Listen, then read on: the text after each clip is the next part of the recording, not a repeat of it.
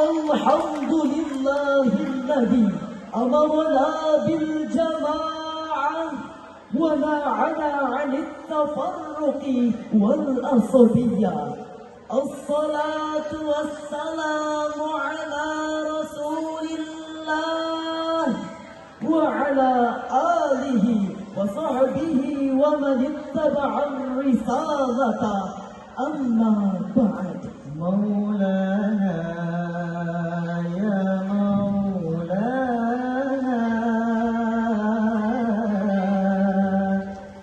ya Sami'a du'ana bi rahmatika ya Rabbi la taqdha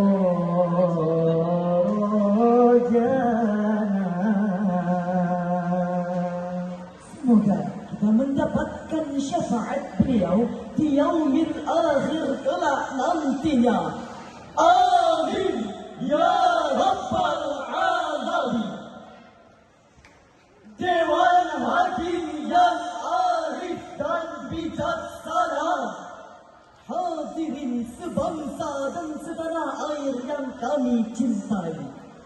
Elizabeth Pisati, seorang mantan jurnalis asal Amerika Serikat, menulis dalam bukunya yang berjudul Indonesia etc. Exploring the Improbable Nation. Beliau mengatakan Indonesia adalah negara yang hampir sangat tidak mungkin berkembang. Hal ini merupakan ungkapan keraguannya. Sebab Indonesia memiliki 16.771 pulau, dihuni lebih dari 360 etnis dengan 719 bahasa, serta 6 keyakinan yang diyakini di Indonesia, yakni Islam, Kristen Katolik, Kristen Protestan, Hindu, Buddha, dan Konghucu. Hal ini yang membuat bangsa Indonesia unik dan menarik di mata dunia. Namun kita tidak bisa menutup sebelah mata, sebab keberagaman ini jika tidak kita jaga dan kita kelola bisa menjadi sumber potensi konflik, baik konflik antar suku, etnis, bahkan agama, yang pada gilirannya akan meruntuhkan falsafah negara. Bahkan hadirin bisa menjadi target dan sasaran oleh pihak-pihak yang tidak menginginkan Indonesia menjadi negara yang kuat, hebat, dan bermartabat. Sangat berbahaya bagi tegaknya pilar persatuan dan kesatuan serta kerukunan umat beragama. Kita umat Islam di negeri ini harus mengerti dan memahami arti konsep keberagaman agar kita bisa menjadi garda terdepan. Sebagaimana semboyan kita, Bhinneka Tunggal Ika, berbeda-beda tetapi tetap satu jua. Timbul pertanyaan, bagaimanakah sikap kita dalam menghadapi kehidupan yang penuh dengan keberagaman ini? Sebagai jawabannya, merawat kerukunan umat beragama dalam bingkai kebinekaan adalah judul syarahan Al-Quran yang akan kami sampaikan dengan landasan firman Allah dalam Quran surah Al-Hujurat ayat 13 yang akan dibawakan oleh Qari kami dan akan diterjemahkan oleh Syari tilawah kami. A'udzu billahi minasy syaithanir rajim.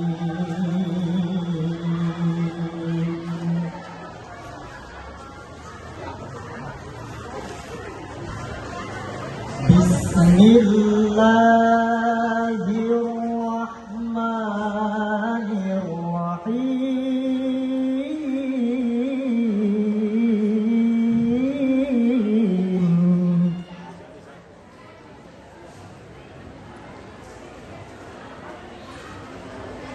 Ya ayyuhan nasu inna khalaqnakum min dzakarin wa untha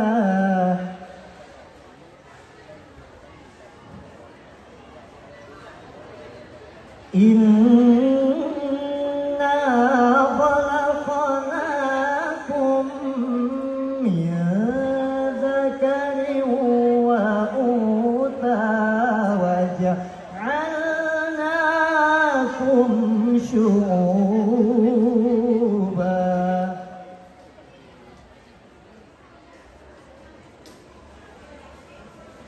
wa ja'alnakum syu'uban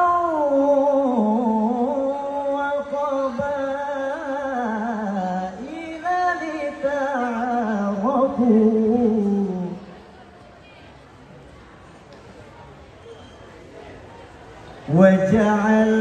وجعلناكم شعوبا وقبائل لتعارفوا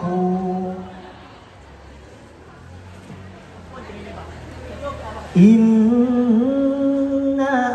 أكرمكم عند الله أتقاكم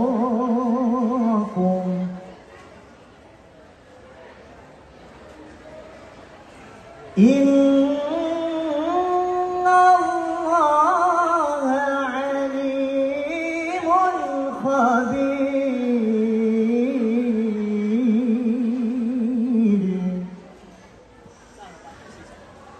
Aku berlindung kepada Allah dari godaan syaitan yang terkutuk dengan menyebut nama Allah yang Maha Pengasih lagi Maha Penyayang. Hai manusia, sesungguhnya kami telah menciptakan kamu dari seorang laki-laki dan seorang perempuan. Kemudian kami menjadikan kamu berbangsa-bangsa dan bersuku-suku agar kamu saling kenal mengenal.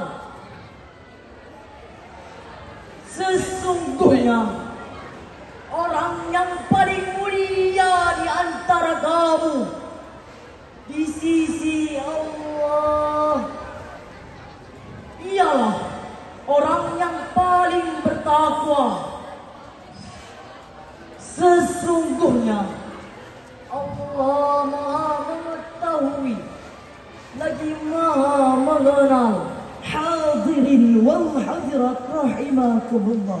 Dalam asbabun nuzul ayat tadi, menurut Ibnu Asyakir dalam kitabnya adalah ketika malaikat Jibril datang menyampaikan wahyu berupa Al-Quran.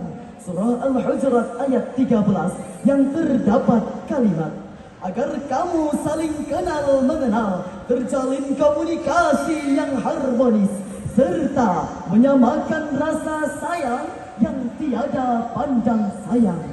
Dengan demikian, penafsiran dari Syekh Muhammad Ali dalam tafsirnya Safwatut Tafasir mengatakan bahwa Quran Surah Al-Hujurat ayat 13 merupakan landasan etis teologis untuk membina keberagaman di negeri tercinta ini melalui kerukunan umat beragama, yakni dengan saling mengenal, saling menghormati dan saling bertoleransi di antara kita. Namun yang terjadi justru sebaliknya, saling menghujat dan saling menghina. Kementerian Komunikasi dan Informatika telah merilis data sejak tahun 2018 hingga sampai saat ini. Setidaknya telah terjadi 3.640 kasus sara di media sosial. Belum lagi konflik bersenjata di Papua terus terjadi antar agama dan pemerintah saling caci maki. Bahkan baru-baru ini, kumandang azan pun telah menjadi persoalan yang membuat sakit hati. Tentu kita tidak lupa dengan Timur Leste yang memisahkan diri dari separatisme Aceh yang telah memakan banyak korban berjatuhan. Tak ingin terulang lagi. Jika sudah seperti ini, tidak mustahil akan banyak dari kita yang awalnya bersatu menjadi berseteru. Betul?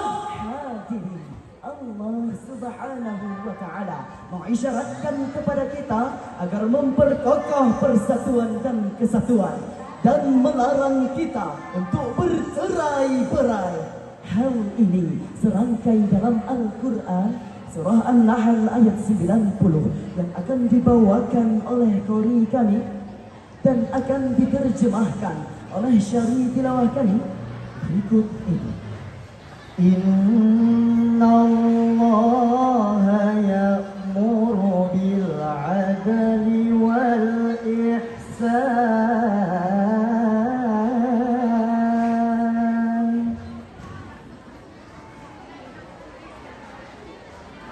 wa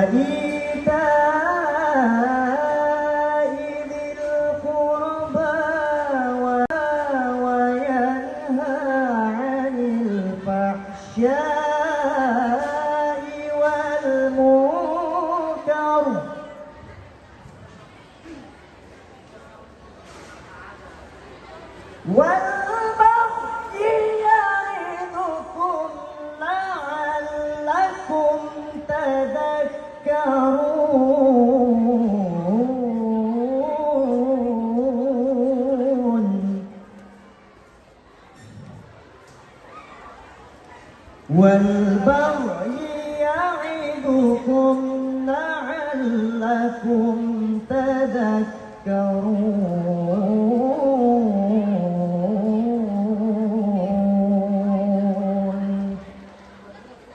صدق الله العظيم.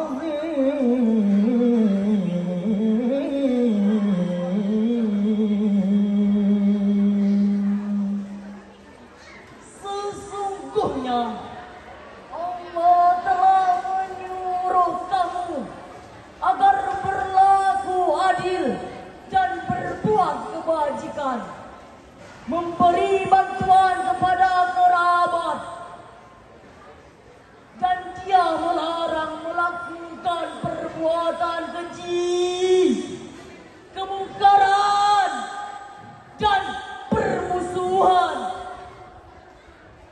Dan dia memberi pengajaran kepadamu agar kamu bisa dapat mengambil pelajaran. Maha benar Allah atas segala firman-Nya. Hadirin wal hadirat rahimakumullah. Imam Ismail Haqqi Al-Barshawi dalam tafsirnya An-Nurul Bayan mengatakan bahwa penyebab terjadinya tafarruq atau berpecah belah itu huntu ma'da apabila kamu berselisih. Sedangkan dalam tafsir Jalaluddin Al-Ma'ali dan Imam Jalaluddin As-Sayuti dalam tafsirnya mengungkapkan fa inna fil qata' halakatun wal jama'ah nasa'atun. Sesungguhnya perpecahan merupakan kebinasaan dan persatuan merupakan keselamatan. Dengan demikian, untuk merawat kerukunan umat beragama, maka yang harus kita lakukan adalah harus bersatu, bukan berseteru, berintegrasi, bukan disintegrasi, dan siap berkompetensi, bukan berkelahi. Mulai detik ini, mari saling bersinergi, jangan saling caci maki, Lebih baik berkolaborasi. duduk sama rata, berdiri sama tinggi. Sang saka merah putih gagah berkibar. Lambang indah melambai-lambai. Semangat juang NKRI harus berkobar agar Indonesia makmur tergapai. Hadirin wal hadirat rahimakumullah. Dari uraian tadi dapat kita simpulkan bahwa keberagaman merupakan rekayasa Sang Pencipta yang harus kita jaga dan kita syukuri dalam rangka merawat kerukunan umat beragama. Maka dari itu, marilah kita menetapkan ukhuwah wataniyah, ukhuwah Islamiyah, Ukhuwah insaniyah. jika sikap ini yang terus-menerus kita tumbuh kembangkan, insya Allah Indonesia akan jaya dengan keberagamannya. Amin ya rabbal alamin. 285 juta penduduk Indonesia, terdiri dari banyak suku bangsa, itulah Indonesia. Janganlah saling menghina satu suku bangsa dengan lainnya, karena kita satu bangsa dan satu bahasa Indonesia. Bhinneka Tunggal Ika lambang negara kita Indonesia. Walaupun bermacam-macam aliran, tetapi satu tujuan. Setuju hadirin? Baiklah, sebelum kami tutup syarahan ini, izinkanlah kami membawakan sebuah pantun. Tarik tambang dalam pertandingan, Tambang ditarik dua kumpulan. cukup sekian kami sampaikan. Kami akhiri dengan salam. Wassalamualaikum warahmatullahi wabarakatuh.